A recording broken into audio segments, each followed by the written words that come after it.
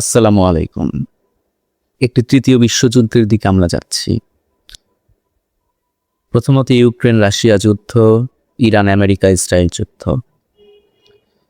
এটি অবশ্যই আমি মনে করি তৃতীয় বিশ্বযুদ্ধের ইঙ্গিত করে। আমরা তৃতীয় বিশ্বযুদ্ধ হলে আসলে কি হবে?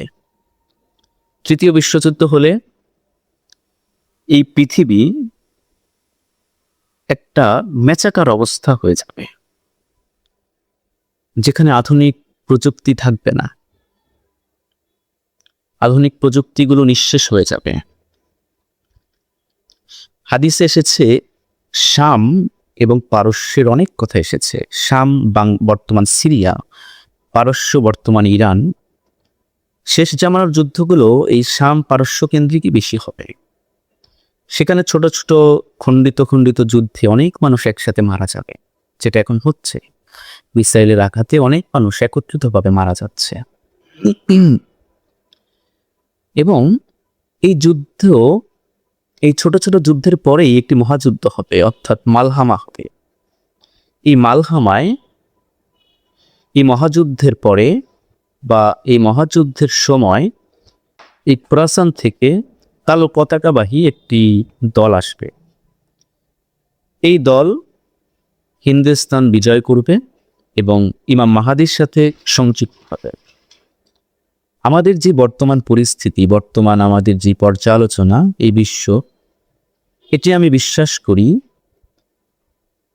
গাজওয়াতুল হিন্দের দিকেই ধাবিত হচ্ছে। সামনে একটি ভয়াবহ পরিস্থিতি আমাদের জন্য অপেক্ষা করছে। হাদিসে এসেছে শেষ জামানায় ঈমান ধরে রাখা হাতে জ্বলন্ত কয়লা ধরে রাখার মতো সমান। এটা থেকে বাঁচার জন্য আমরা যদি গাজওয়াতুল হিন্দের জন্য প্রস্তুতি নিতে চাই, তাহলে আমাদেরকে খুব বেশি কথা বলা কমিয়ে দিতে হবে, গবেষণা করতে হবে।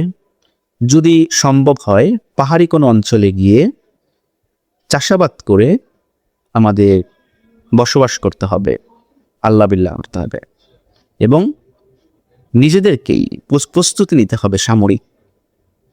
সামনের পৃথিবী মুসলমানদের জন্য অনেক কঠিন হয়ে যাচ্ছে, তাই মুসলমানদের উচিত এখন থেকেই নিজের শক্তি বৃদ্ধি করা। সবাই ভালো থাকেন। আসসালামু আলাইকুম।